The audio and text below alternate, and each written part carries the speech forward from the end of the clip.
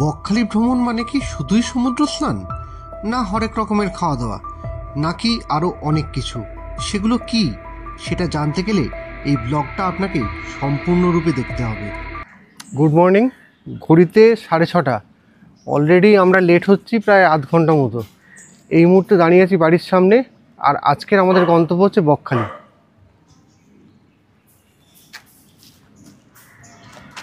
বালি থেকে বেরিয়ে দ্বিতীয় হুগলি সেতু ধরে আমরা ডায়মন্ড হারবার রোড ধরে পৌঁছে গেলাম উস্থিতে।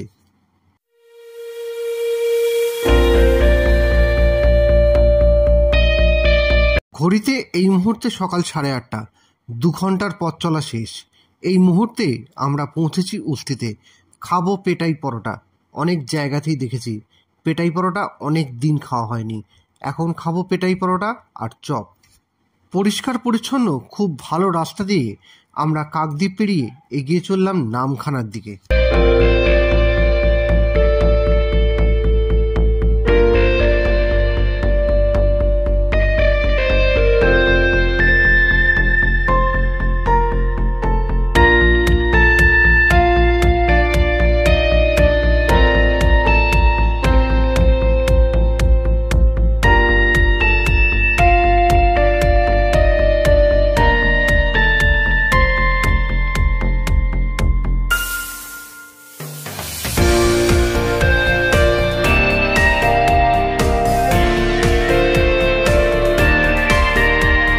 এবারে যারা ট্রেনে আসবেন তাদের উদ্দেশ্যে বলি, আপনারা নামখানা স্টেশনে নেমে টোটো বা অটো চেপে বা বাসে করে হাতানিয়া দোয়ানিয়া সেতু পেরিয়ে পৌঁছে যান বকখালি।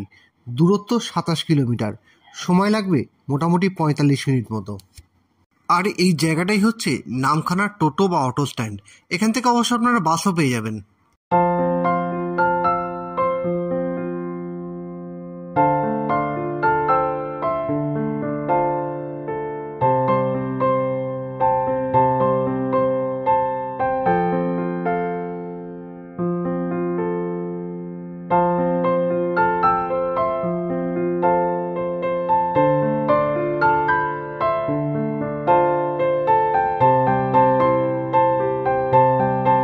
আমরা এই মুহূর্তে যে রাস্তা দিয়ে যাচ্ছি সেটা 117 নম্বর জাতীয় সড়ক, আর এই রাস্তায় আমাদের টোল পড়ল 40 টাকা।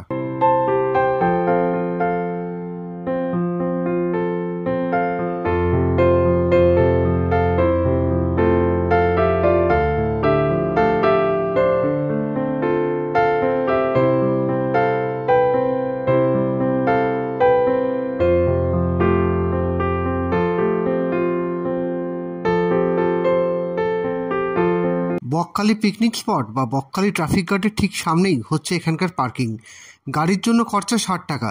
আমরা 4 হুইলার এনেছি, তার চার্জ 60 টাকা। আপনি চাইলে 2 হুইলারও আনতে পারেন, সেক্ষেত্রে চার্জ 30 টাকা।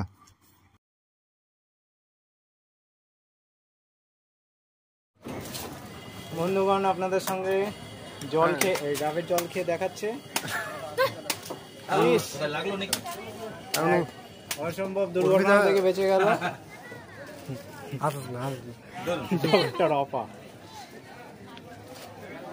প্রভু এখন ডাব সেবা করছেন, ঠিক আছে? সেটা উল্টো দিকে থেকে জল লিক করছে নিচ থেকে, তলা থেকে জল লিক করছে প্রভুর না, প্রভুর ডাবে র মাল আছে। বকখালির বিচে 20 টাকার কিনলের বোতল 25 টাকায় বিক্রি হচ্ছে। এবার আমি এখানে দুটো রকম কথা উঠতে পারি, ঘুরতে এসছেন তাহলে আবার 20 টাকা জল 25 টাকা দিয়ে খেলে কি, কিন্তু সেটা নয়। এমআরপিটা তো সব জায়গায় একই থাকা উচিত, যেটা ভুল সেটা ভুলই হয়। যাই হোক, আমাদের কাছে কোনো উপায় ছিল না, জল শেষ হয়ে গেছিলো, তাই 20 টাকা জল 25 টাকা দিয়ে কিনেই খেতে হতো, নাহলে কিনে খেতে হতো। বকখালির বিচে পৌঁছে দেখলাম পুরো যেন হট্টমেলার দেশ। এত রকমের খাওয়ার দোকান, এ তো দীঘার থেকে কোনো অংশেই কম যায় না। আমার তো আজ থেকে পছন্দের সমুদ্র সৈকতের তালিকায় দীঘার পাশাপাশি বকখালিও চলে এলো।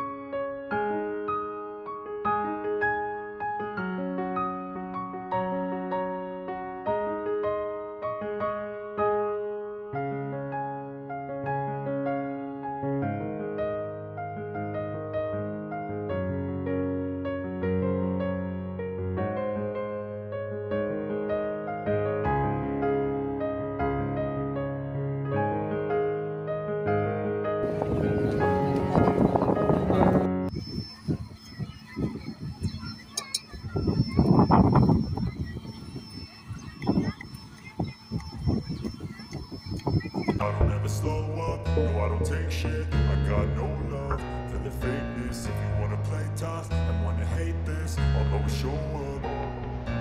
I don't ever slow up, no I don't take shit. I got no love for the fakeness. If you wanna play tough and wanna hate this, I'll always show up and make a statement. I don't ever slow up, no I don't take shit. I got no love for the fakeness. If you wanna play tough and wanna hate this, I'll always show up and make a statement. Everything I do so instinctive and so passionate. Every word I move so descriptive like an adjective. I got a vendetta against people who patented being negative when you should be getting after it. I got facts over tracks, this and that, spitting slow, speaking fast, knock the roast, I can gas, think I'm okay at last, but I don't know if that can erase all the past. And the pettiness, a reflection of the emptiness, hilarious, you think you're worth my time, you're delirious, mysterious, because you hide behind a fake exterior. স্নান করো, সমুদ্রের পানিতে স্নান করো না, এটা কি কখনো হয়? এটা একটা সিনেমা হয়, দেখুন দুর্গার পিঠে করে যাচ্ছে, জল বেরোবে, জুতো তো দুধ বেরোবে।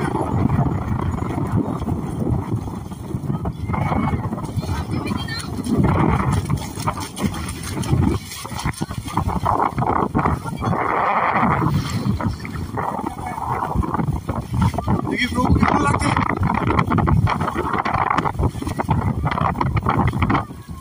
हमारे कैमरा में मैचिंग तो उस बार ले लेना जरूरी है, नहीं तो हमारा शूट नहीं हो पाएगा। शूट नहीं हो पाएगा। এখন যেহেতু ভাটা, সমুদ্র কিন্তু অনেকটা দূরে সরে গেছে, আর এই দিকটাই হচ্ছে চর।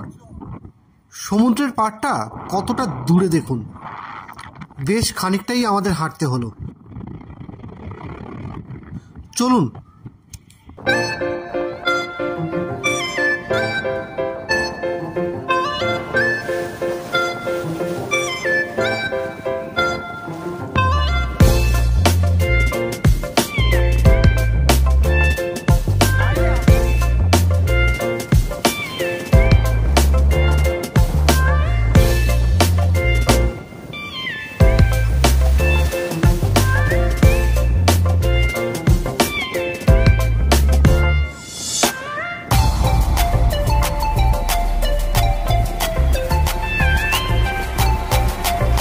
প্রথমবার সমুদ্র দেখে দুর্গার আনন্দটা একবার দেখুন।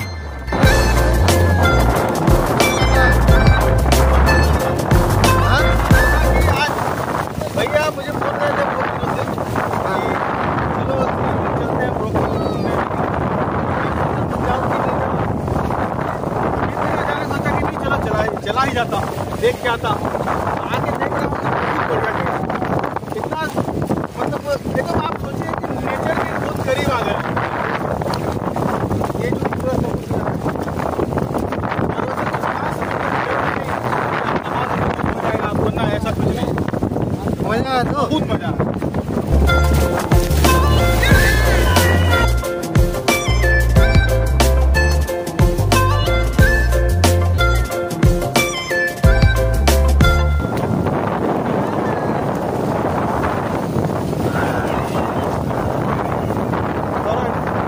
বকখালি এসেছিলাম আমরা চারজন, কিন্তু স্নান করেছি আমি আর দুর্গা, বাকিরা স্নান করেনি। যাই হোক, প্রভু যে কোনো জায়গাতে স্নান করেন না, ওনার তো একটা স্ট্যান্ডার্ড আছে। আর অর্পিতার সমুদ্রের জলে অ্যালার্জি, স্নান করতে গেলে হাজার রকমের বাহানা। এরপর আমরা জামা কাপড় চেঞ্জ করব। যেহেতু গাড়ি নিয়ে এসেছি, সেই জন্য কোনো হোটেল এবারে নিইনি। পার্কিংয়ের পাশে চেঞ্জিং রুম আছে, সেখানেই আমরা চেঞ্জ করব, এবং ওখানে কত কী খরচা পড়লো সবটাই আপনাদের বলবো। যাই হোক, চলুন। বকখালিতে সি বিচের পাশে এরকম কিছু শক্ত মাটির মতো জায়গা আছে, ওপর দিকটা বালির মতন, কিন্তু ভেতর দিকটা মাটি আছে বলে এখানে কিন্তু ফণিমনসা গাছ, বাবলা গাছ, এই ধরনের গাছগুলো হয়েছে। জায়গাটা কিন্তু সি বিচের একদম পাশে, খুব একটা খারাপও লাগবে না, সমুদ্রের হাওয়াতে গরমও লাগবে না, ঠান্ডা অ্যাম্বিয়েন্স, সব দিক থেকে জায়গাটা কিন্তু খুবই ভালো লাগবে।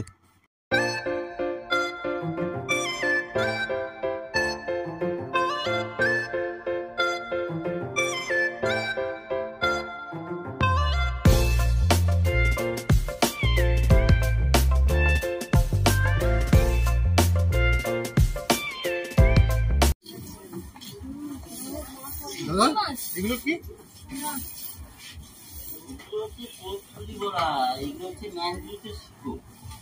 এগুলো হচ্ছে ম্যানগ্রোভের শিকড়। আচ্ছা, আর ওইটা কি বলছেন? কস্তুরি। আর এই সাদা রঙেরটা?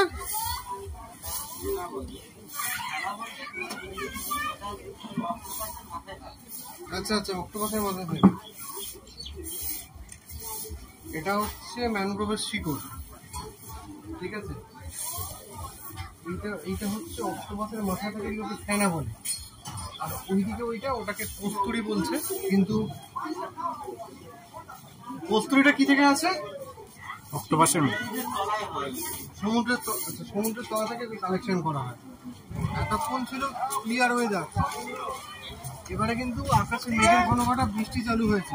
স্নান করা হয়ে গেছে, এবার যাবো কি খাওয়া দাওয়া করবো। আজ সারাদিনে প্রকৃতির সব রকম রূপই দেখা হয়ে গেল।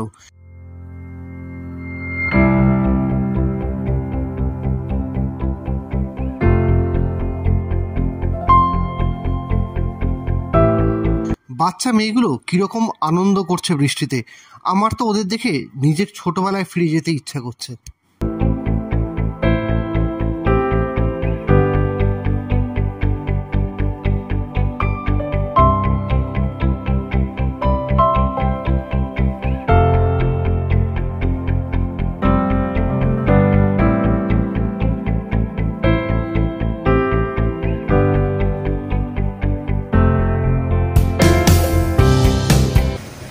এখানে হেনরিজ আইল্যান্ডে ঢুকতে গেলে এন্ট্রি ফিস লাগে। গাড়ির জন্য কত ভাই?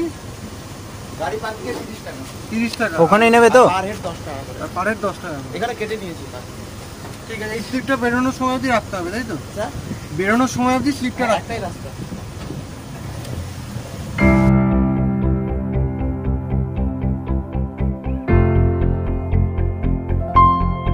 খালির খুব কাছে পশ্চিমবঙ্গের আরেকটি খুব সুন্দর জনপ্রিয় পর্যটন স্থল হেনরি আইল্যান্ড।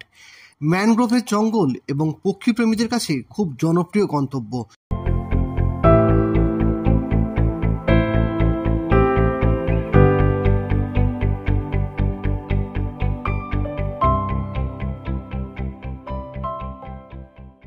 এখানে পশ্চিমবঙ্গ মৎস্য দপ্তরের পর্যটন স্থল সুন্দরী কমপ্লেক্স আছে। আপনারা চাইলে এখানেই থাকতে পারেন। জায়গাটি প্রচণ্ড নয়নাভিরাম। বুকিংয়ের জন্য আপনারা বিকাশ ভবনের ফার্স্ট ফ্লোরে যোগাযোগ করতে পারেন। জায়গাটার নামকরণ হয়েছে হেনরি প্রিথামের নামে। প্রাক স্বাধীনতা যুগে স্থানটি নারকেল গাছের চাষের জন্য ব্যবহার করা হতো। স্বাধীনতার পর জায়গাটা পর্যটন স্থল হিসেবে খুব পরিচিতি পেয়েছে। শান্তনুর কথা মতো আমরা হেনরি আইল্যান্ডের সুন্দরী কমপ্লেক্সে খেতে গেছিলাম। ওখানে গিয়ে যেটা বুঝলাম, সুন্দরী কমপ্লেক্সের ক্যান্টিনে খেতে গেলে আপনাকে আগে থেকে ফোনে অর্ডার দিয়ে রাখতে হবে, না হলে কিন্তু খাবার জুটবে না। অজ্ঞতা ম্যানগ্রোভ কমপ্লেক্সই ভরসা। তবে মৎস্য দপ্তরের থেকে নেওয়া আগাম অনুমতি ব্যতীত এখানে ভিডিওগ্রাফি নিষিদ্ধ, তাই ফটোগ্রাফিতেই আমাদের চলে আসতে হলো।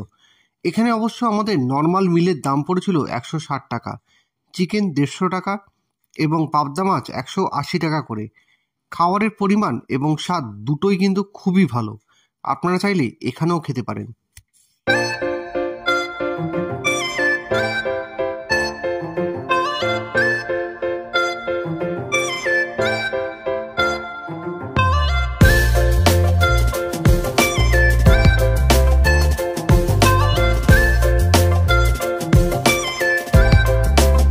হেনরিজ আইল্যান্ড দেখে নেওয়ার পর আমরা পৌঁছে গেছিলাম পশ্চিমবঙ্গ মৎস্য দপ্তরের অধীন ফ্রেজারগঞ্জের বিখ্যাত ফিশিং হারবার দেখতে। ঢুকতেই প্রথমে ডান দিকে দেখতে পাবেন কোন কোন জলজ প্রাণী শিকার করা নিষিদ্ধ এবং করলে তার শাস্তি কি পরিষ্কারভাবে লেখা আছে বোর্ডে। এরপরেই আমরা চলে গেছিলাম ওখানকার বাজারে, যেখানে মাছের নিলাম হয়। কিন্তু সেই মুহূর্তে ওখানে কোনো নিলাম হচ্ছিল না, কিন্তু নিলামের পদ্ধতি বিস্তারিতভাবে জেনে নিয়েছিলাম ওখানকার মৎস্যজীবীদের কাছ থেকে।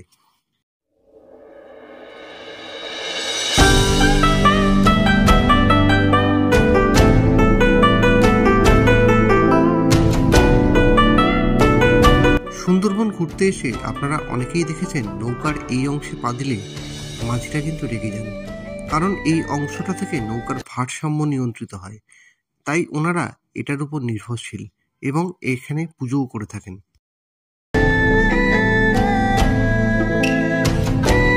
আমাদের সামনের এই নৌকাগুলোতে মাছ ধরতে যাওয়ার আগের অন্তিম প্রস্তুতি চলছে। ভেজা স্যাঁতস্যাঁতে নোনতা বৃষ্টির স্নাত আবহাওয়ার মাঝে কেউ মাছ ধরতে যাওয়ার প্রস্তুতি নিচ্ছেন, আবার কেউ বা মাছ ধরে ফিরছেন, কিন্তু কোথাও কোনো অভাব অভিযোগ নেই। সদাহাস্য আলাপ্রত মুখ চারদিকে।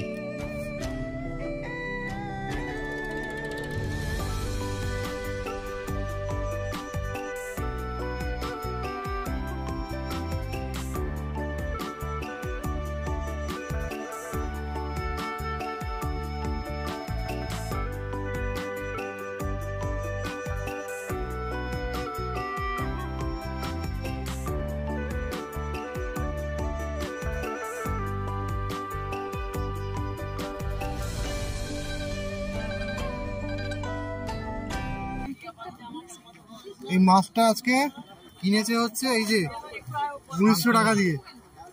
4 পিস মাছ অকশানে কিনেছে 1900 টাকা দিয়ে। ঠিক আছে, অনেক লাভ হচ্ছে। বরফ প্যাকিং হচ্ছে, বরফ দিয়ে প্যাকিং হবে আমাদের মাছ। এই হচ্ছে আমাদের মাছ 1900 টাকা। আমি একটা মাছ নেব।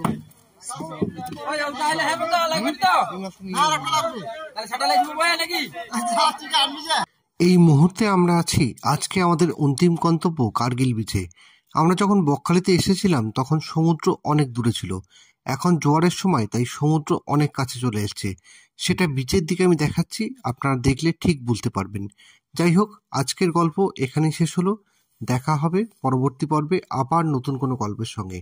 ততক্ষণ সুস্থ থাকবেন, ভালো থাকবেন। আর যদি আমাদের ভিডিওটা ভালো লেগে থাকে তাহলে আমাদের পরিবারের সদস্য হওয়ার অনুরোধ রইল। দেখা হবে খুব তাড়াতাড়ি।